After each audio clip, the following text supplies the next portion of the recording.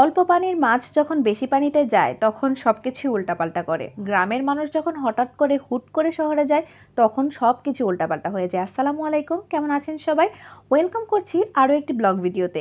শুরুতে এই কথা বললাম কেন জানেন? কারণ হচ্ছে বেশি পণ্ডিতি শিখে গেলে তখন কিন্তু দেখা যায় সব কিছু উল্টাপাল্টা হয়ে যায়।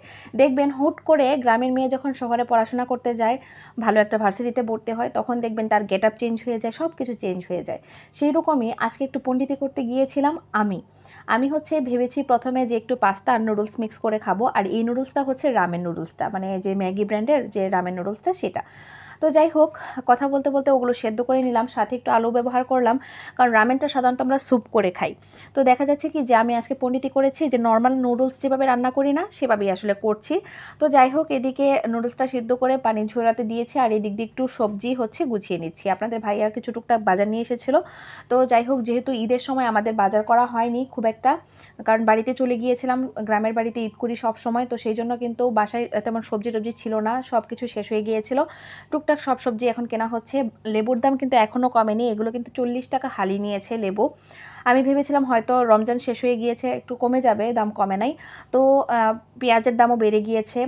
আগে হচ্ছে 5 কেজি পেঁয়াজ কিনলে 150 টাকা দিয়ে কেনা যেত, এখন কিন্তু 180 টাকা নিয়েছে। যাই হোক, আমি এখানে 10 কেজি পেঁয়াজ নিয়েছি, যেহেতু আমার মানে সবসময় আমি বাটা মশলা খাই এবং কাটা মশলাও আমার বেশি খাওয়া হয়, কাটা পেঁয়াজও, সেই জন্য কিন্তু এগুলো নিয়েছি। এগুলো গুছিয়ে নিচ্ছি, আর এই দিক দিয়ে নুডলসটা রান্না করি আর আপনাদের সাথে মজার একটা গল্প বলি। কারণ কি দেখা যায় কি যে রামেনটা সবসময় স্যুপটাই আসলে প্রেফার করে, তো আমি ভাবলাম কি একটু পণ্ডিতি করি, এভাবে কেমন লাগে। তো একটু পাস্তা ব্যবহার করেছি এবং একটু আলু কুচি ব্যবহার করেছি। চাইলে কিন্তু ক্যাপসিকামও ব্যবহার করা যেত, কিন্তু আজকে ক্যাপসিকামটা আমি ব্যবহার করিনি, আমার আসলে ফ্রোজেন করা তো, এটা নামানো আসলে আলসেমি লেগেছিলো সেই জন্য। তো যাই হোক, এদিকে একটু পেঁয়াজ কুচি কাঁচামরিচ কুচি ভেজে নিয়েছি, যেহেতু এটা রামেন সেজন্য কিন্তু একটু ঝাল, মানে কোরিয়ান ফ্লেভার যেটা সেটা, তো একটু ঝাল ঝাল, সেই জন্য কিন্তু আমি কাঁচামরিচের পরিমাণটা একটু কমই দিয়েছি, কারণ আমার ছেলে যেহেতু খাবে। আর পেঁয়াজটাকে খুব বেশি ভাজা ভাজা করিনি, একটু আস্তে আস্তে রেখেছি যে কামড়ে পড়লে যেন কচকচ করে ভালো লাগে খেতে। তো এই যে পানি ঝরানো হচ্ছে নুডলসটা দিয়ে দিলাম, আর একটু লবণ দিতে হবে টেস্ট অনুযায়ী, আর একটা টেস্ট মেকার ব্যবহার করলাম ম্যাগি ব্র্যান্ডের। আর হচ্ছে এখানে যে নুডলসের প্যাকেটে যে মশলাটা ছিল এইটা কিন্তু প্রচণ্ড ঝাল, দেখতেই পাচ্ছেন এখানে কিন্তু মানে শুকনো মরিচের গুঁড়া দেওয়া, মানে মরিচটাকে একদম চিলি ফ্লেক্স করে দিয়েছে। এটা কিন্তু অনেক বেশি ঝাল ছিল, কিন্তু আমার ছেলে অনেক বেশি পছন্দ করেছে। ও অবশ্য সস দিয়ে খেয়েছিল, আমি সসটা লাগাইনি, আমি নর্মালি খেয়েছি, কারণ আমার সসটা না খুব একটা ভালো লাগে না, মানে কেনা হোক বাসায় বানানো হোক সস আমি খুব একটা পছন্দ করি না, আমি খুব একটা খাই না।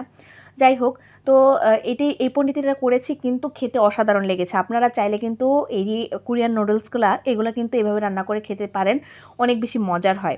আর আমরা ঈদ পরবর্তী এই রেসিপিগুলো যেহেতু করছি সেজন্য কিন্তু আপনাদের সাথে শেয়ারও করছি। আমি যখন মানে গ্রাম থেকে ফিরি তখন কিন্তু এই রেসিপিগুলো আপনাদের সাথে শেয়ার করি, যারা আমার আগের ভিডিওগুলো দেখেছেন তারা জানেন। কারণ যেহেতু শ্বশুরবাড়ির সব ভিডিও দেওয়া সম্ভব হয় না, মানে শেয়ার করাও সম্ভব হয় না, তারপরে এবার কিন্তু চেষ্টা করেছি সব কিছু দেওয়ার জন্য।